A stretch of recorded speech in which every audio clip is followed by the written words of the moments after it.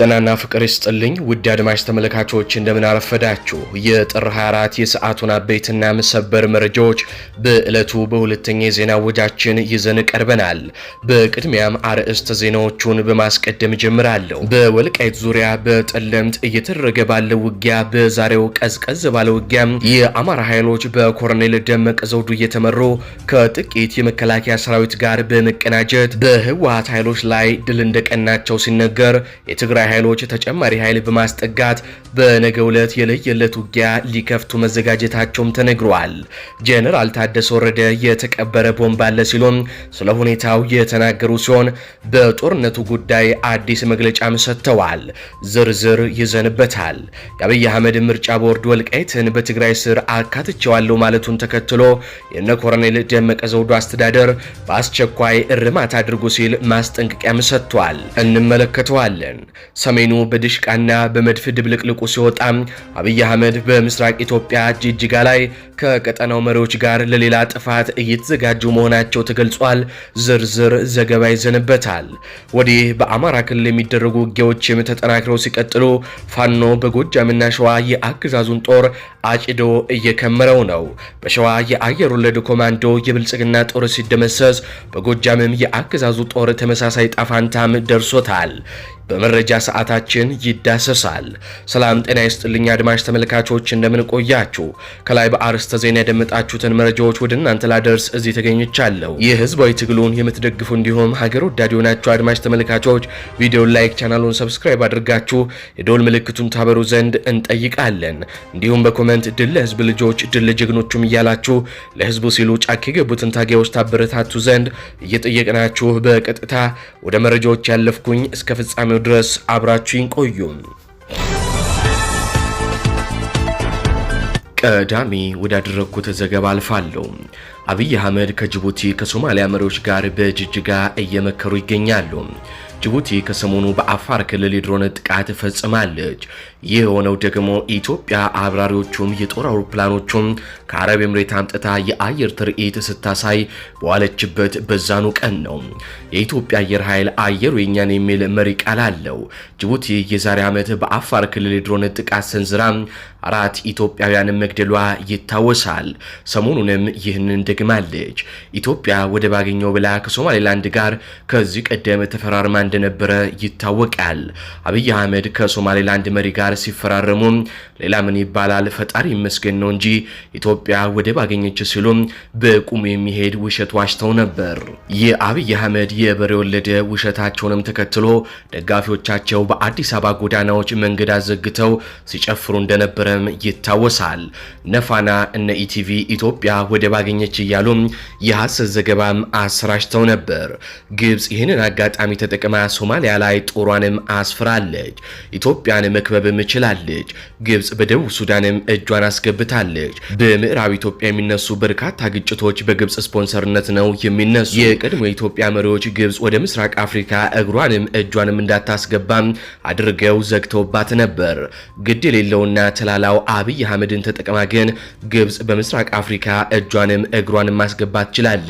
በአብይ አህመድ የከሸፈና ለጎረቤት ሀገራት ስጋት በሆነ ዲፕሎማሲ ምክንያት ኢትዮጵያ ከጎረቤቶቿ ተጣልታ ጎረቤቶቿ ወደ ግብጽ እንዲያቀኑም አድርጋለች። ግብጽም አጋጣሚውን ተጠቅማ ኢትዮጵያንም ከበባ ውስጥ አስገብታለች። ግብጽ በኤርትራ በሱዳንና በሶማሊያ በርካታ የጦር ሰፈሮችን ገንብታለች። አሁንም አዳዲስ የጦር ሰፈሮችን እየገነባች ነው። ይህ ከአብይ አህመድ በፊት ባሉ የኢትዮጵያ መሪዎች ታይቶ የማይታወቀው የግብጽ ከበባ በአብይ አህመድ ዘመን ግን ግብጽ ኢትዮጵያን 360 ዲግሪ እንድትከብ ሆናለች። የግብጽ ፖለቲከኞች ዶናልድ ትራምፕን ኢትዮጵያ ላይ ጫና እንዲያደርጉም እያግባቧቸው ነው። የግብጽ ፕሬዝዳንት አልሲሲ ሰሞኑን ዳቮስ ላይ ትልቅ ፖለቲካ እንደሰሩም ይታወሳል። ዳቮስ በአመት አንድ ጊዜ የሚደረግ የዓለም ሀያላን ሀገራት እስከ ደሃ ሀገራት ድረስ መሪዎቻቸው የሚገኙበት ትልቅ ስብሰባ ነው። በዚህ ስብሰባ ግን የኢትዮጵያው መሪ አብይ አህመድ አልተጋበዘም። የቀድሞ የኢትዮጵያ መሪዎች በዳቮስ ይጋበዙ ነበር። አብይ አህመድ ስልጣን ላይ ከወጣ 7 ዓመታትን ተሻግሯል። በእነዚህ 7 ዓመታት ግን አብይ አህመድ በዳቮስ የተጋበዘው አንድ ጊዜ ብቻ ነው።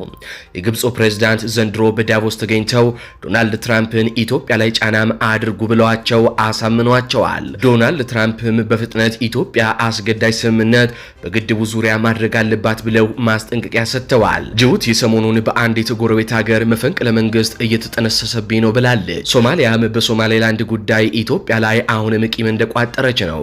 ዛሬ ሁለቱ የሶማሌና የጅቡቲ ፕሬዝዳንቶች በጅጅጋ ይገኛሉ።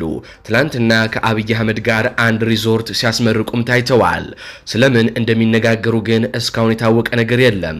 ምናልባትም አብይ አህመድ 2013 ላይ ትግራይን ለመውጋት የኤርትራን ጦር እንዳስገባው አሁንም አማራን ለመውጋት ደግሞ ከሶማሌና ከጅቡቲ አዲስ ጦር ሊያስገባም አስቦም ይሆናል። ወዲህ ደግሞ ህወሓት በወልቃይት ትንኮሳውን ቀጥሎበታል። በአየርም በየብስም ወደ ትግራይ መሄድ አይቻልም። የአብን አመራር የሆነው ጋሻው መርሻ የኛ ጉዶች ከህወሓት ጋር ሆነው አብረው ወደ አዲስ አበባ እገሰግሳለሁ ካሉ አብረው ይደቆሳሉ ሲል እንደለመደው የባንዳነትና የጡት ነካሽነት አለፍ ብሎም ለአብይ አህመድ የማሸርገድ ስራውን ቀጥሎበታል። የኛ ጉዶች ያላቸው ፋኖን መሆኑን ነው። ይህ በእንዲህ እንዳለ ደግሞ ምርጫ ቦርድ ወልቃይትን እንደ ትግራይ ነው የምቆጥረው ሲል መግለጫ አውጥቷል። በአብይ አህመድ የሚዘወረው ምርጫ ቦርድ ወልቃይት የትግራይ ነው ብሏል። ይህንንም ተከትሎ የኢትዮጵያ ብሔራዊ ምርጫ ቦርድን ውሳኔ አልቀበልም ሲል የወልቃይት ጠገዴ አማራ ማንነት አስመላሽ ኮሚቴም አስታውቋል። የወልቃይት ጠገዴ አማራ ማንነት አስመላሽ ኮሚቴ የኢትዮጵያ ብሔራዊ ምርጫ ቦርድ በመጪው ግንቦት ወር ለሚካሄደው 7ኛው ሀገር አቀፍ ምርጫ የወልቃይት ጠገዴ ሰቲት ሁመራ ዞንን በምዕራብ ትግራይ ምድብ ስር እንዲሆን የሰጠውን ውሳኔ አልቀበልም ሲል ውድቅ አድርጓል። ኮሚቴው የብሔራዊ ምርጫ ቦርዱን ውሳኔ ውድቅ ያደረገው ትላንት አመሻሹን ባወጣው መግለጫ ሲሆን የኢትዮጵያ ብሔራዊ ምርጫ ቦርድ በመጪው ግንቦት 24 ቀን 2018 ዓ.ም ለማካሄድ ባቀደው አገራዊ ምርጫ የወልቃይት ጠገዴ ሰቲት ሁመራ ዞንን በአማራ ክልል ስር እንዲመድብ በመግለጫም ጠይቋል። የወልቃይት ጠገዴ አማራ ማንነት አስመላሽ ኮሚቴ ህወሓት ከህግ አግባብና ከህዝብ ፍላጎት ውጪ ለሶስት አስርት ዓመታት በጉልበት ወደ ትግራይ አካሎት የኖረው የወልቃይት ጠገዴ ህዝብ እኛ አማራንን እንጂ አማራ እንሁን አላልንም በሚል የትግል መሪ ቃል በ2018 ዓ.ም ለፌዴሬሽን ምክር ቤት የወሰንና ማንነት ጥያቄውን ከማስገባት ጀምሮ በተደረገው ትግል ህዝቡ ላለፉት 5 ዓመታት ነፃነቱን ማግኘቱን በመጥቀስ ምርጫ ቦርዱ ይህንን ከግምት በማስገባት ውሳኔውን በአስቸኳይ እንዲያስተካክልም ጥሪ አቅርበዋል። የወልቃይት ጠገዴ አማራ ማንነት አስመላሽ ኮሚቴም በመግለጫውም አያይዞም በቀድሞ የፌዴሬሽን ምክር ቤት አፈ ጉባኤ በአቶ አደም ፋራህ የተመራ ልዑክ የወልቃይት ጠገዴን ህዝብና አካባቢ በአካል ተገኝቶ ካደረገው የዳሰሳ ጥናት ሪፖርት ጀምሮ አሁን እስካለው አስተዳደር ድረስ ያለውን ነባራዊ ሁኔታ ከግምት ውስጥ ያላስገባም ውሳኔ ምርጫ ቦርዱ ማሳለፉንም ገልጿል። ኮሚቴው የወልቃይት ጠገዴ ሰቲት ሁመራ ዞን በመጪው አገር አቀፍ ምርጫ በአማራ ክልል ስር እንዲመደብ በማሳሰብ ብሔራዊ ምርጫ ቦርድ ያስተላለፈውን ውሳኔ መልሶ በማጤን የማስተካከያ እርምጃ እንዲወስድ በመግለጫውም ጠይቋል። በትግራይና በአማራ ክልል አዋሳኝ አካባቢዎች የተነሳው ጦርነት ከመጀመሩ በፊትም አዲስ አበባ እየተመላለሱ ከፌዴራል መንግስቱ ጋር እንሰራለን ሲሉ የከረሙት ኮሎኔል ደመቀ ዘውዱ አሁን ላይ በግልጽ በፌዴራል መንግስቱም እንደተከዱ በርካታ መረጃዎች እያሳዩ ነው። ይህ በእንዲህ እንዳለ በዛሬው ዕለትም አንዳንድ አካባቢዎች ላይ ውጊያው ቀጥሏል። ከወትሮ በተለየ ሁኔታ በዛሬው ዕለት ውጊያው ትንሽ ቀዝቀዝ ያለ ቢሆንም በአንዳንድ አካባቢዎች ግን ዛሬም ውጊያ ሲደረግ ቀጥሏል። ጠለምትን ተሻግሮ ትንኮሳ የፈጸመው የህወሓት አንጃም በዛሬው ዕለት በአማራ ኃይሎች እየተመታ ወደ ኋላ ማፈግፈጉ ሲነገር፣ ይህንን መልሶ ማጥቃት ለማድረግ ደግሞ ተጨማሪ ኃይል ከትግራይ እየተጫነ ወደ አማራ ክልል ጠለምትና የትግራይና የአማራ ክልል አዋሳኞች እየተጠጋ መሆኑም ተገልጿል። በትላንትናው ዕለት ከሌሊቱ 10 ሰዓት ጀምሮ የነበረው ስምሪት ከማይበርና አካባቢው ከሚገኘው የታጠቀ ኃይል ውጪ በሌሎች ቀጠና የሚገኙ የህወሓት ታጣቂዎች ተከዜን ተሻግረው ወደ ኋላ እንዲመለሱ መደረጋቸውንም ከስፍራ የደረሱን መረጃዎች ያሳያሉ። ይህንንም ተከትሎ በዛሬው ዕለት በነበሩ ውጊያዎች የአማራ ኃይሎችና ጥቂት የመከላከያ ኃይሎች የተሳተፉበት ውጊያ በህወሓት ኃይል ላይ የበላይነት እንደወሰደና የህወሓት ኃይሎች ወደ ኋላ ማፈግፈጋቸው ሲነገር፣ የህወሓት ኃይል እንደ አዲስ በነገው ዕለት በርካታ ኃይል አሰልፎ ውጊያ ሊከፍት እንደሚችል ደግሞ መረጃዎች እየወጡ ነው። ትላንት በትግራይና በፌዴራል መንግስቱ መካከል ያለውን ግንኙነት እንዲሁም በጠለምት አካባቢ የተከሰተውን ግጭት በተመለከተ የትግራይ ኃይሎች ዋና አዛዥ ጄኔራል ታደሰ ወረደ እጅግ ሰፊና ያልተጠበቀ መግለጫም ሰጥተዋል። ጄኔራሉ በጠለምት በኩል ኃይል ማሻገራቸውንም በይፋ አምነዋል። ስለ ድሮን ጥቃት፣ ስለ በረራ መቋረጥና የተቀበረ ፈንጂ አለ ሲሉም ዘርዘር ያለ መግለጫ ሰጥተዋል። ጄኔራል ታደሰ ወረደ በመግለጫቸው መጀመሪያ ያነሱት ሰሞኑን በጠለምት አካባቢ የተነሳውን ግጭት ሲሆን ጄኔራሉ እንደገለጹት በትግራይ በኩል በምስራቅና በምዕራብ ጠለምት ኃይል እንዲሻገር ተደርጓል። ይህም ከመከላከያ ሰራዊትና ከአማራ ኃይሎች ጋር በምን ምክንያት መጣችሁ በሚል ወደ ግጭት እንዳመሩም ገልጸዋል። በተለይ ማይዳ ጉሳ በተባለ ቦታ የነበረው የትግራይ ታጣቂ ቡድን ለተኩስ ዝግጁ ሳይሆን ጥቃት እንደደረሰበትና ይህም ሁኔታ ወደ ከፋ ጦርነት ተቀይሮ እንደነበረም ጄኔራሉ አብራርተዋል። በዚህም ሳቢያ በረራዎች ተቋርጠው እንደነበርና ድሮን ጭምር እንቅስቃሴ ውስጥ ገብቶ እንደነበረም ተናግረዋል። በንጹሃን ላይና ከጦርነቱ ጋር ምንም ንክኪ በሌላቸው መኪኖች ላይ የድሮን ጥቃት የፌዴራል መንግስቱ ፈጽሞብናል ሲሉም የፌዴራል መንግስቱንም ከሰዋል። ጄኔራሉ የተቀበረ ፈንጂ ያለ ሲሉም ጉዳዩን አሳሳቢ ነው ብለውታል። ጄኔራል ታደሰ ወረደ አሁን ያለውን ሁኔታ የተቀበረ ፈንጂ ሲሉም ገልጸውታል። በተለይ የተፈናቃዮች ጉዳይና የሉዓላዊ ወሰን ጥያቄ ካልተፈታ ነገሮች ሊፈነዱ እንደሚችሉም አስጠንቅቀዋል። የአማራ መንግስት የፌዴራል መንግስቱን ወክሎ ምዕራብ ትግራይን ሞግዚት ሆኖ እያስተዳደረ ነው ያሉት ጄኔራሉ ይህ ሁኔታ በፕሪቶሪያው ስምምነት መሰረት ሊፈታ እንደሚገባም በመግለጫቸው ላይ ተናግረዋል። ጄኔራሉ ተፈናቃዮችን በጎበኙበት ወቅት ይሰድቡኛል ብዬ ጠብቄ ነበር ብለዋል። ሆኖም ግን ህዝቡ ጀርባዬን እየመቱ መልሰናሉኝ በማለት በከፍተኛ ስሜት ተናግረዋል። ጄኔራሉ ወደ ከባድ ጦርነት ትገባላችሁ ወይ ተብለው ሲጠየቁም ብዙዎች ዳግም ጦርነት ይነሳ ይሆን የሚል ስጋት አላቸው፣ እኔ ግን ወደ ሙሉ ጦርነት እንገባለን የሚል እምነት የለኝም ብለዋል። ጄኔራሉ በመጨረሻም በህዝባችን ላይ ደረሰ ያሉትን በደል ከህዝባችን ጋር ተያይዘን እንሻገረዋለን ሲሉም ባለሙሉ ተስፋ ነኝ በማለት ተናግረዋል። አሁን በቀጥታ ከአማራ ክልል ወዳገኟቸው በአገዛዙ መከላከያ ሰራዊትና በፋኖ ኃይሎች መካከል እየተደረጉ ወዳሉ ውጊያዎች አልፋለሁ። ከአዴትና ከሞጣ የተቀናጀ ግዳጅ ለመፈጸም የተንቀሳቀሰው የብልጽግና ሰራዊት በአማራ የቁርጥ ቀን ልጆች ተዋርዶ ተመለሰ።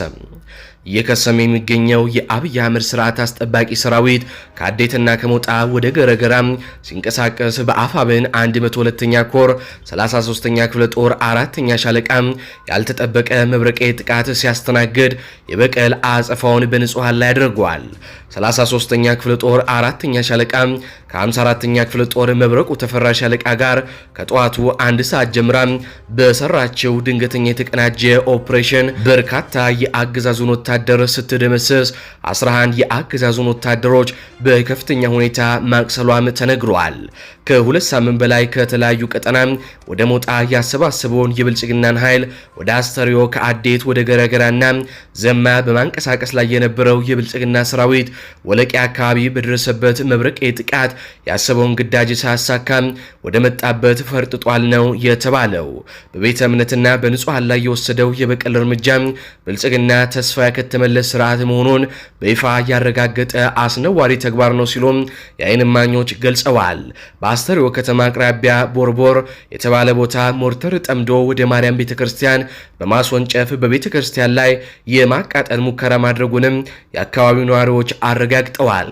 የአካባቢው ነዋሪዎች እንደተናገሩት በሞርተር የተነሳው ቃጠሎ ለማጥፋት በተሰበሰበው ንጹሃን ላይ ድጋሚ ሞርተር በመተኮስ ከ15 በላይ ንጹሃኖችን ሞትና ቁስለኛም አድርጓል።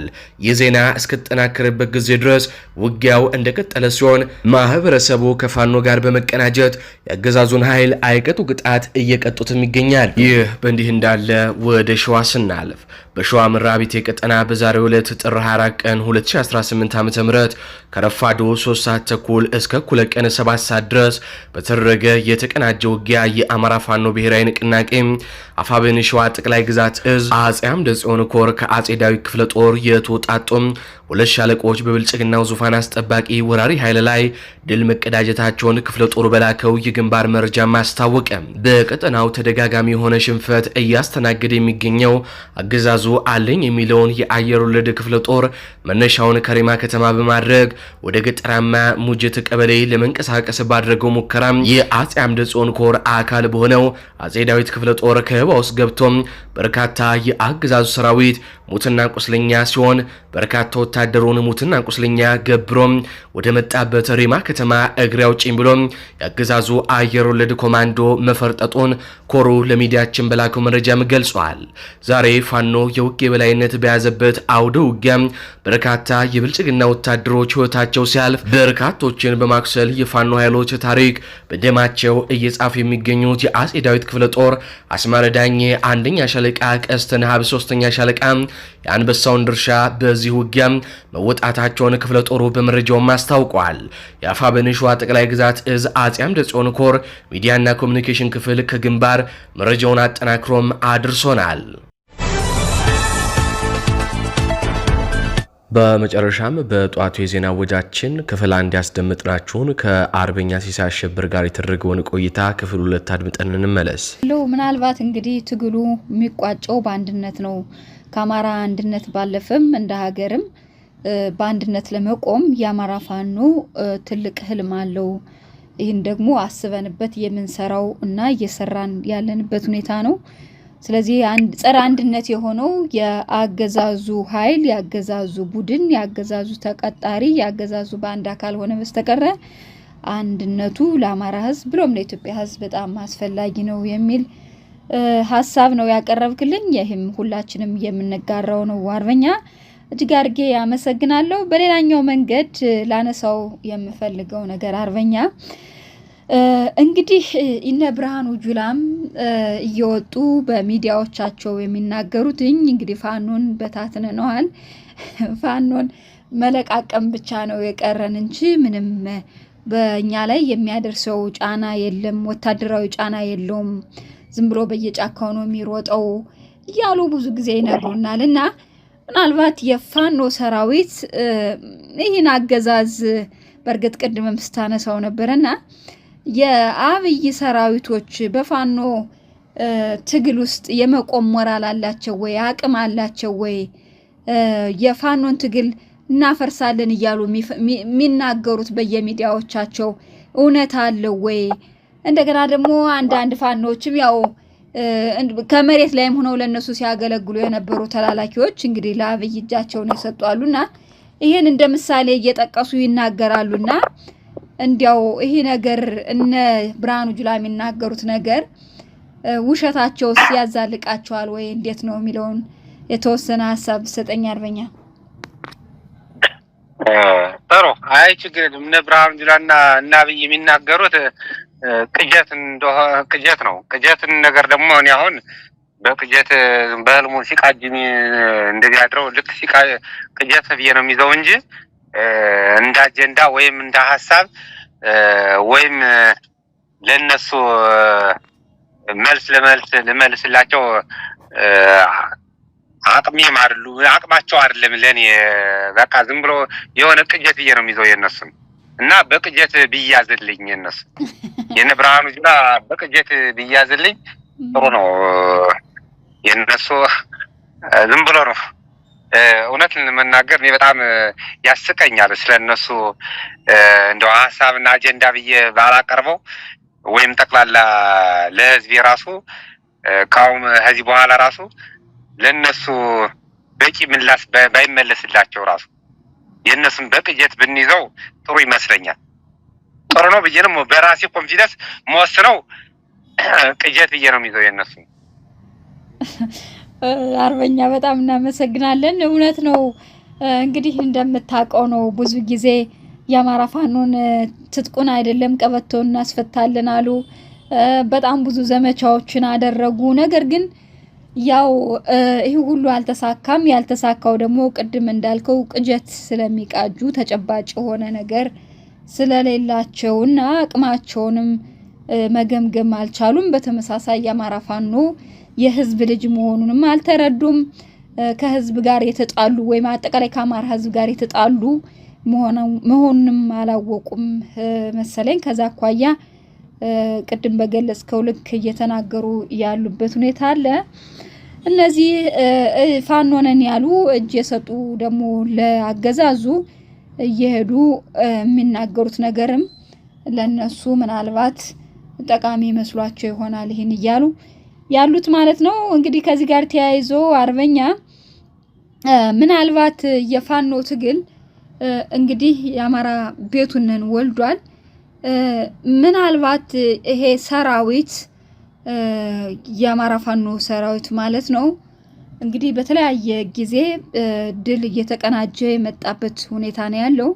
ይሄን ድል ደግሞ ለህዝቡ እያበሰረ ከፍተኛ ዋጋ እየከፈለ የመጣበት ሁኔታ እንዳለ የሚታወቅ እውነት ነው። ምናልባት እንግዲህ ወደፊት ደግሞ ከዚህ በተሻለ መንገድ ከፍተኛ የሆነ ወታደራዊ ድሎችም ፖለቲካዊ ድሎችንም የምንጠብቅ ይሆናል። ምክንያቱም ተቋም ተመስርቷልኝና እንደው አንዳንድ ሰርጎ ገቦችን ለመቆጣጠር እናንተ የሰራዊት አሰልጣኞች፣ የሰራዊት መሪዎች፣ የፋኖ እንደው እነዚህ ሰርጎ ገቦችን በምን መንገድ ለመቆጣጠር የምትችሉበትን መንገድ እንዴት ነው የምትሰሩት የሚለውን እዚህ ላይ የተወሰነ ነገር ብትል። ምክንያቱም ፋኖን የሚዘርፉ አሉ ምን አሉ እያሉ አገዛዙ የሚናገሩት ህዝብን ለማሳሳት የሚናገሩት ነገር ስላለ እዚህ ላይ የተወሰነ ነገር ብትለኝ አርበኛ። ጥሩ፣ አይ ችግር የለውም ትክክል ነች ያለው ሁኔታ። ግን ብልጽግና እንግዲህ በተለያየ ምክንያት አብረው ከኛ እንዲቀላቀሉ እኛ መቼም የአማራን ህዝብ እንባ እናብሳለን ብለን የአማራ ህዝብ ጠቅላላ ይዘን ማበል የሆነ ህዝብ ጠቅልለን ይዘን ስንወጣ ሰርጎ ገቦች አብረው ተቀላቅለው ብልጽግና የላካቸው የራሳቸውን ጥቅም ለማስቀደም የመጡ ሰዎች በርካታ እንዳሉ ሙሉ በሙሉ ማንኛውም ሁሉ ያውቃል። ነገር ግን እኛ ከመድኃኒዓለም ጋር ሆነን ስለምንታገል እውነቱን ለነሱ ስለማይቀናቸው አዛው የራሱ ዝም ብሎ ስለሚያስደነግጣቸው እየበረገጉ ዳር በዳር ሲሉ የተላኩበትን ስርዓት አልሳካላቸው ሲል ዝረው ተመልሰው ወደ ምረት ብለው ይጠይቃሉ። እነዚህ ሰዎች የመጀመሪያ መነሻቸው መድረሻቸው ምንም ነገር ማይታወቅ ሰዎች ናቸው። ምክንያቱም ቀምሰን አናመጣቸውም። እነዚህ ሰዎች ዝም ብለው ይመጣሉ። ተልከው ያዛሚል የሚላኩት ብልጽግና የሚለካቸው በኋላ ግን እኛ ግን አማራ ናቸው ብለን የምንቀበላቸው ስንቀበላቸው ግን መድኃኒዓለም ራሱ የራሱ ኃይል ስላለ የእውነት ትግሎች በደምና በአጽም የተመሰረተ ትግል ስለሆነ ድረስ ያነሰ የሚፋረዳቸው ራሱ ያስደነግጣቸዋል። ስለሚያስደነግጣቸው ዞሮ ተመልሰው እኛን ሳማክሩ ደግሞ ሌት ደግሞ ሾልከው ደግሞ ሂደው ይቀላቀላሉ። ሲቀላቀሉ ደግሞ ብልጽግና ምረት እንደዚህ ነች ፋኖ ናቸው ምናምን ብሎ ከዛው የሆነ ነገር መግለጫ ይሰጠዋል።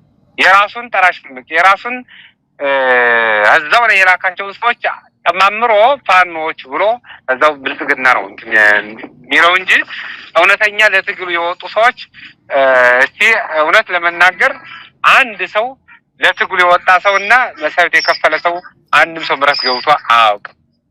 ምኑ ለውጥ አይቶ ነው ምረት ሊገባ የሚችለው? ከማን ነው ምረት የሚገባው? ከማን ነው ምረት የሚገባው? ምረት የሚገባው ውሸት እውነተኛ አማራ የሆነ ለትግሉ የወጣው ሰው ምረት አልገባም። ይሄ ራሱ ራሱ የሚናገረው ቅድም ብየዋለሁ፣ ቅጀት ነው ምለው። በቅጀት የተመሰረተ አሰራር ነው። አሁንም ቅጀቶችን ነው የሚያራምደው እንጂ ትክክለኛው ፋኖ እውነት በቃ ይሄው መድኃኒዓለም ብዬ ነው የምንትምለው። በዚህ ማንም እውነተኛ አማራ ልጅ ምረት ጠይቆ አያውቅም። በጣም ጥሩ አርበኛ። አድማጭ ተመልካቾች ለሰዓቱ ያስኩላችሁ ዘገባዎች እነዚህን ይመስላሉ። በዜናዎቻችን ላይ ያላችሁን ሀሳብ አስተያየት በኮሜንት መስጫ ስር አስፍሩልን። እንዲሁም በዝግጅታችን ክፍል ላይ ያላችሁን ሀሳብ አስተያየት ምን ይጨመር ምን ይቀነስ የሚሉትንም በኮሜንት መስጫ ስር አስፍሩልን።